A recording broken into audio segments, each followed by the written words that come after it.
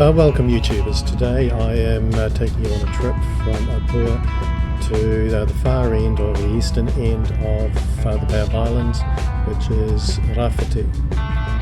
So we're going to start off on the car ferry from Opua, which is really the only realistic way to get to the other side without going through dreadful dirt roads.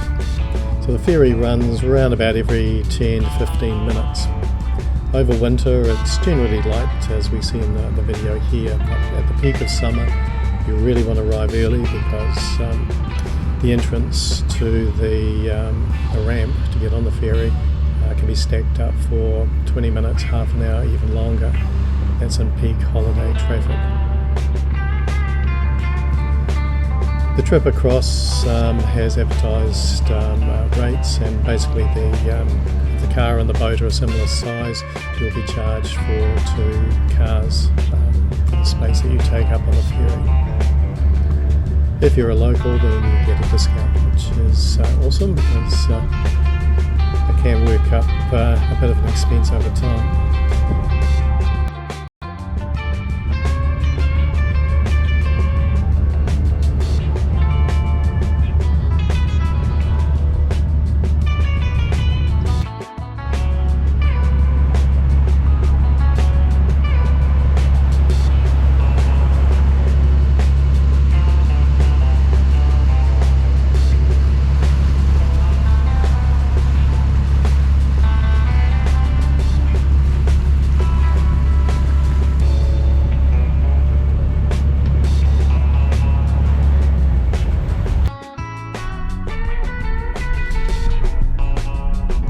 Once you leave the ferry entrance over on the Russell side, then we're looking at some fairly windy roads. For the most part they are well sealed. However, the closer you get to Rafiti, when you turn off at the Whangarei turn off, there are 2 or 3 k's of gravel roads interspersed with some good tar seal road. Doesn't really make a lot of sense, but that's how it is over there.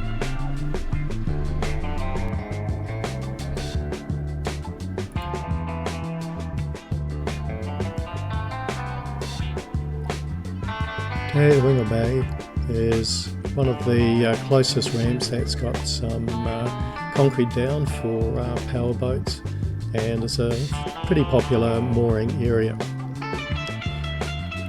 Although there doesn't seem to be a lot of parking close to the boat ramp itself, directly across the road is a public area, and we'll look at that in a second.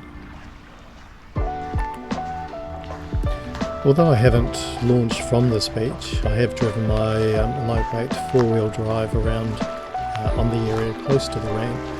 The sand seems pretty well packed down, and the tide is going to go out a fair way, so I would probably launch a couple of hours before high tide, so that we're close to the concrete on the ramp when we come back.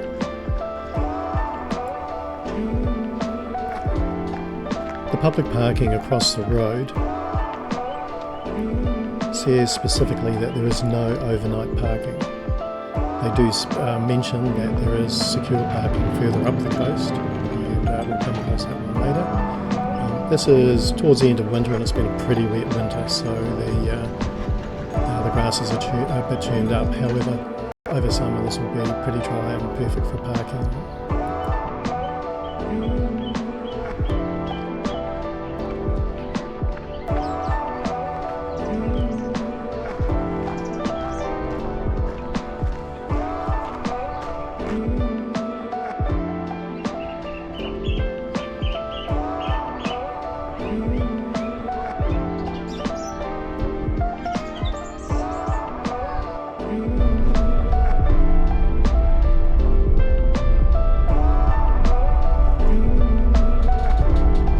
Here is one of the few stretches that is unsealed road. Generally it's in pretty good condition and is often graded. Just watch speeds around corners, because some of the locals are far more used to the road and tend to be travelling at much higher speeds.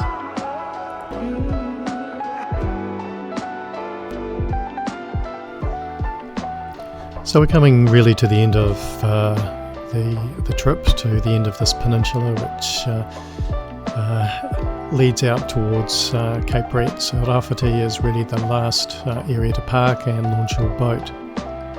There are 3 beaches basically, and I think my preferred option would be the middle beach, which has quite extensive parking, good hard packed sand, and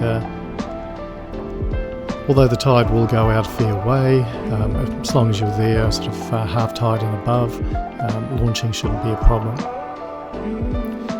As we go past Rafiti out to the end of the peninsula, then we'll come across the very final ramp that is concrete and is almost directly opposite Little Puka Island, right on the edge of the Albert Channel, leading out to sea towards Cape Brett.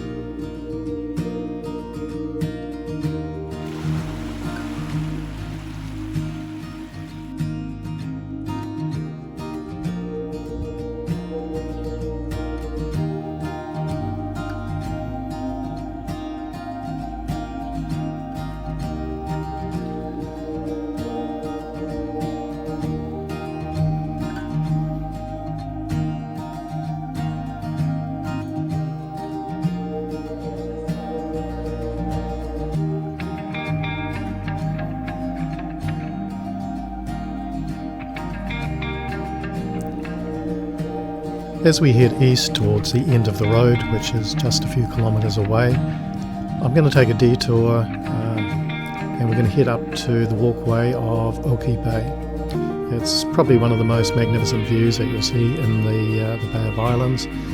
The entrance is shown here with a series of steps leading up to the top of the cliffs. This is the only land access. The only other way to get to Okipe, of course, is by boat.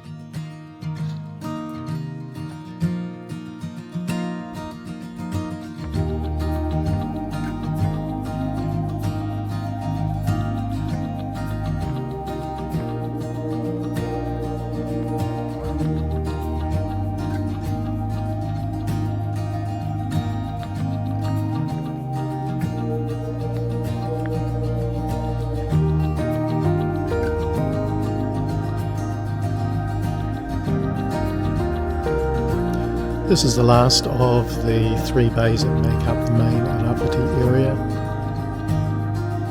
There is no ramp that I'm able to see, but if you've got a 4-wheel drive you can probably launch a small boat across the grass and down into the sand here.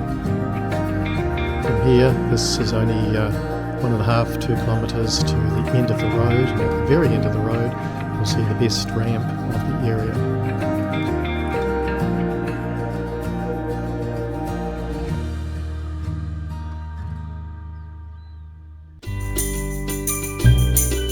So literally at the end of the road is Kaimarama Bay. This has a quite extensive ramp, as we can see, and also there can be paid parking if you speak to the people at the very right end of the road. Local iwi for koha, maybe $10 a night.